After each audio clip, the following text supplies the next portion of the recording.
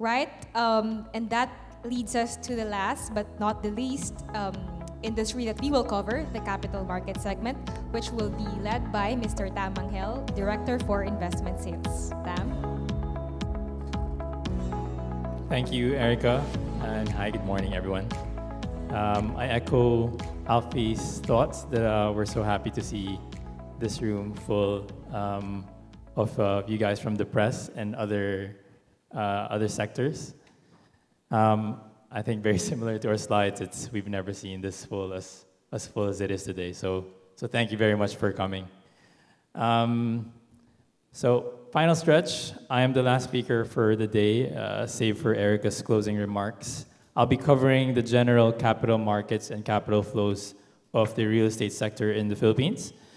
In summary, we're very happy to report that the capital values are still managing to hold despite the higher for longer interest rate environment. That's on the back of steadfast and very quality owners, right?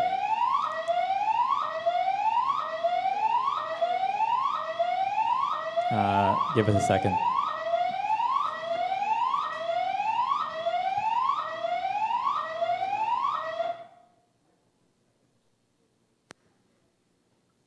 Sorry about that.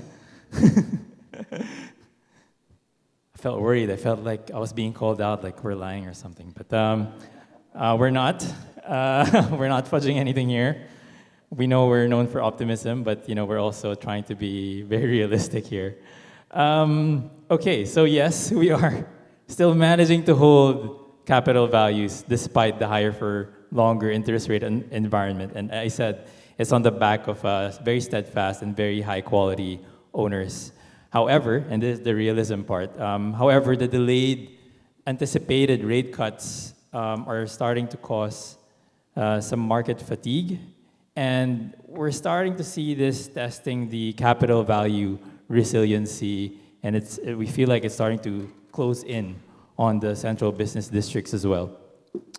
So another key thing that we want to talk about today is that the 3.9% inflation projection for 2024, yes, that's within target of the BSP of between 2 and 4%, but 3.9% is very clearly on the upper end of that spectrum. So we'll talk a little bit about that in relation to key policy rate movement.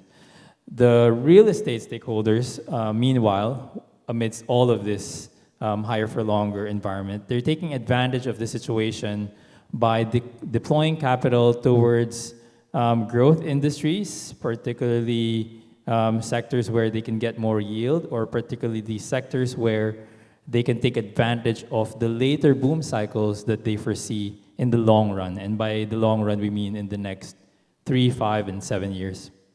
So what's our outlook? Well, we remain, along with the market, we remain quite optimistic still on the rate cuts happening within the year 2024. Of course, that's going to be very much up to the inflation management being done by the monetary board policy of the BSP. We have to watch that in the next 2 quarters, right? And we've noted here that we're hoping that the US presidential elections coming up in November will provide some needed pressure on the Fed to cut rates. And maybe it'll give the Philippines a little bit of confidence to follow suit in that direction. Now, we're hearing the US analysts talk about maybe July, but that's a very hesitant maybe, and then a very hopeful maybe for September. The long-term view, though, and we have a slide demonstrating this as well, the long-term view is that the Philippines is still one of the fastest growing countries in the world. So the market, the real estate market, is still pretty much long and positive in Philippine real estate in particular. In a recent interview with the president, he was asked if he thinks we could do 8%, to which he said, why not, within his term. So we'll see, right? Last year we did 5.9%. That puts us easily in the top 20 fastest growing countries in the world. I think we're top 19, but we're still within top 20. The global average is 2.9%. So we're quite a meaningful level above that.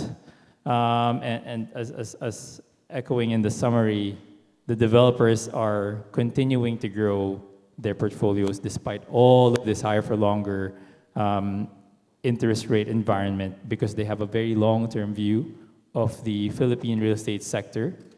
And what they're doing now is just rebalancing everything so that they can take advantage of the boom that they're anticipating.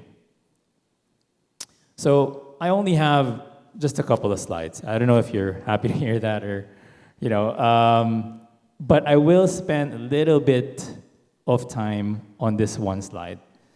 There's a lot of info on here, but I just want to make sure that we get the message across. So on this right-hand side of the slide is the capital values in different central business districts in accommodation value terms. So that's the value per air right or buildable gross floor area they can build. And just to run it through you, this is BGC in blue, Makati in red, that's the Bay Area. You have Cebu Business Park, we also track. And then we have Arca South, trailing very closely with Philinvest, and we have Ortigas there as well. And it's no secret, we've shown this slide every media briefing that we've had. It's been flat before, it's still flat now, but there's actually quite a lot that's happening behind the scenes there. And I think very much in line with our theme of grace under pressure, we are gracefully, the market that is gracefully holding these capital values still intact for now, right?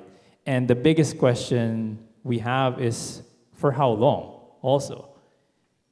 And the reality is, from our perspective as real estate consultants, we're starting to see some capital value softening already outside in the second-tier districts of Metro Manila.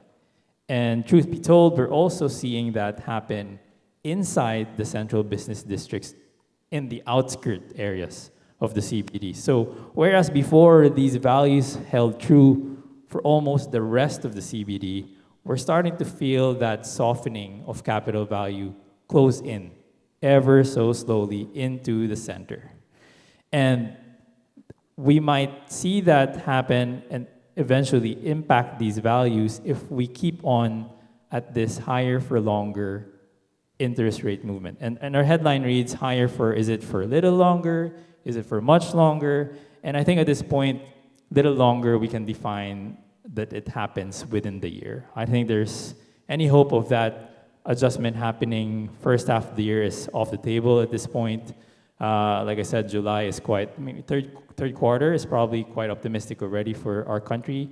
Fourth quarter is I think that's what we're all hoping for, and there's still quite a bit of time to realize that.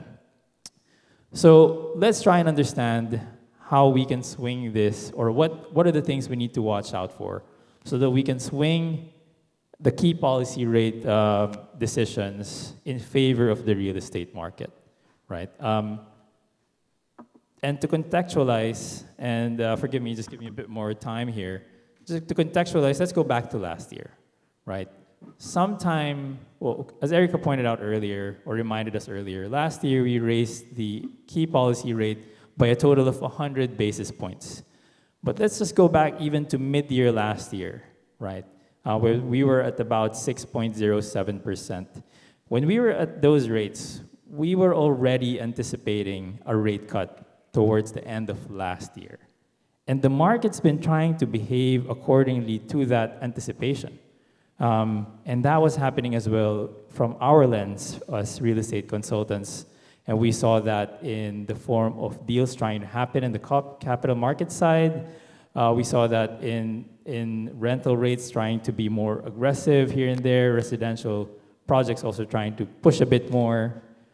But then that easily became, that conversation easily got pushed back when inflation peaked around September at 6% plus. And our anticipation of the rates being cut further got dampened when the Gaza strike happened in October 7th. And October came, and instead of cutting the rates, we actually had to increase the rates from 6.25 to 6.5%, right? And at that point in the year, it was pretty late, but we were still hopeful. It's just temporary. It will still get cut towards the end of the year. The end of the year came, it didn't happen. And then we were saying maybe first half of 2024, and that didn't happen. And then now here we are, first half 2024. We're talking about, is it second half of 2024? And then between third quarter and fourth quarter, we're also saying maybe it's fourth quarter. And I see some heads going left and right here. It's probably not. You're probably not so hopeful that it's going to happen within the year, right? That's a good nod to the next thing I will point out, right? So what we're watching really is the inflation rate of the country. In January, it was at 2.8%. It felt like we started the year strong. And it felt like, hey, we're going to get out of this. And then Feb came, it was 3.4%. March came, it was 3.7%. Last Monday, well, not yesterday, but the previous Monday, the BSP Monetary Board policy met. They talked about, of course, they've held the policy rate for a fourth consecutive time.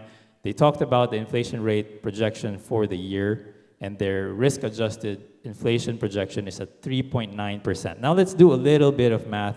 If we do the math on 2.8 for Jan, 3.4 for February, 3.7 for March, for the next 9 months, we have to manage inflation at 4.1% just to hit the 3.9% inflation target we have for the year. Now, given or assuming we are able to hit that, assuming we're able to manage inflation and achieve 3.9%, the next question is that enough, or is that sufficiently well within the range of between 2 and 4% for the BSP to actually adjust the rates downwards? I think not. I mean, 3.9, and if you're saying your target's between 2 and 4%, there's very little margin for you to actually move the rates down. So what we need to see is a better than 4.1% inflation every month moving forward. Of course, what we need to watch out for, price of goods, et cetera, et cetera. But that's what we think we need to watch out for internally. It didn't help that over the weekend, another geopolitical news came to play where Iran's involvement became a bit more prominent in the Middle East situation. Now, so just coming back to the values, if the interest rates don't come down this year, we feel that 2025 might start, and we see some softening here eventually. Now, the thing about real estate is that it's a very long-term play, right? The thing that the market needs, we think, is that we don't need to see rates go down from 6.5 to 5 or 5.5 or even 6. The market is just waiting for some direction. They just need to see that in the long term, interest rates are moving a certain direction, because that certain direction right now is a certain direction upwards. We went from 5.5, 6.07, 6.25, 6.5, and if the BSP manages to manage inflation and bring that down to, I don't know, 6.37, 6.4, whatever that number may be, the market just needs a nod that it's towards the direction of being managed and that we're headed, where those interest rates are headed downwards. Because if you're a buyer or if you're a market player, whether you're a retail level or institutional level, it's not as if you're going to do a real estate deal today and then walk in the bank tomorrow and say, hey, I'm going to do this deal because BSP cut rates. You know, you're looking at this long term. You're going to be exposed, your asset ownership means that you're going to be exposed to the interest rate market for the years to come. So what you need to see is a trend, not one number. And that's what we're hoping to see. And we're just watching that space very closely, and we're stating that it's still very strong. But if this goes on for much longer, we might be in a little bit of a, I don't know about grace under pressure anymore. So, next slide. This is the but slide, right? Because first slide is a little bit, we're not sure, it's a bit uncertain. We think that that in the long term, if this goes on, the market might soften?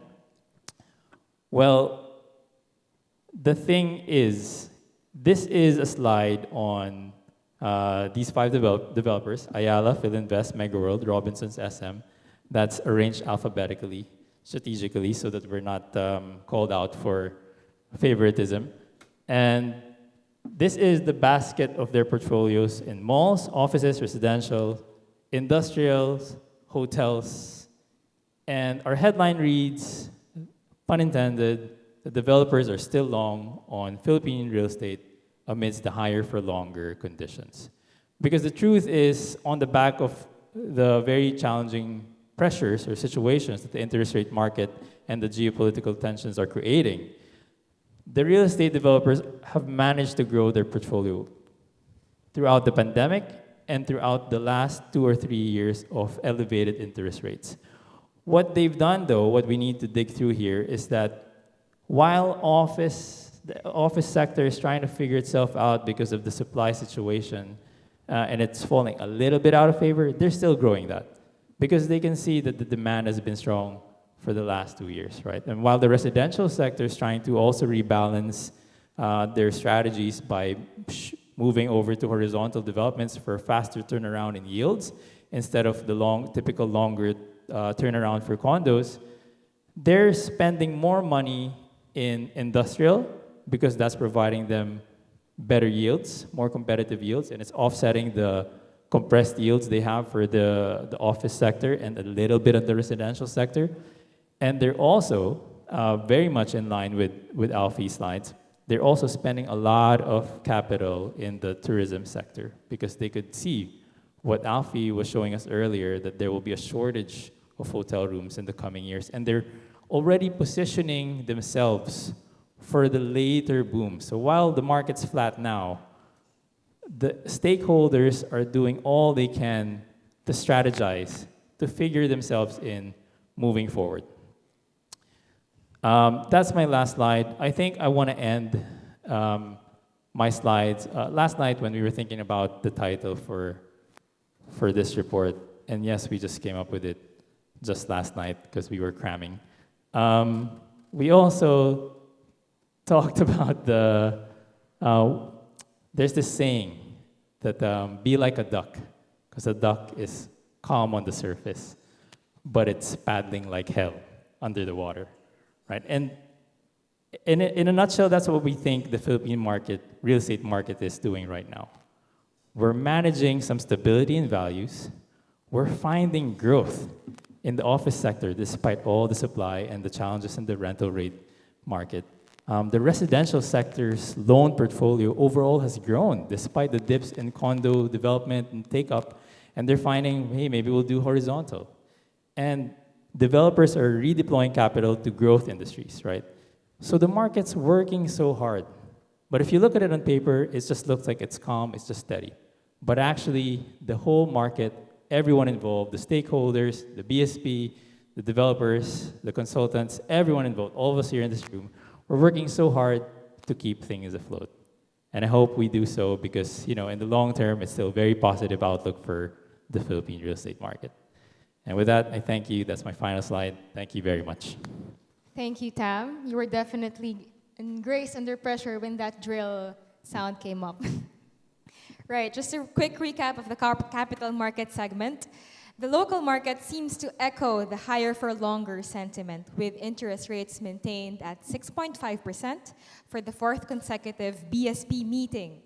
Of course, there is indeed some market impatience in anticipation of rate cuts, especially with geopolitical tensions rising in different parts of the globe. It seems that rate cuts in the near term are not yet in sight. We also saw how developers are working very hard, as Tam put it, to maintain main capital values while rebalancing their portfolios to other growing sectors, in particular, tourism and industrial.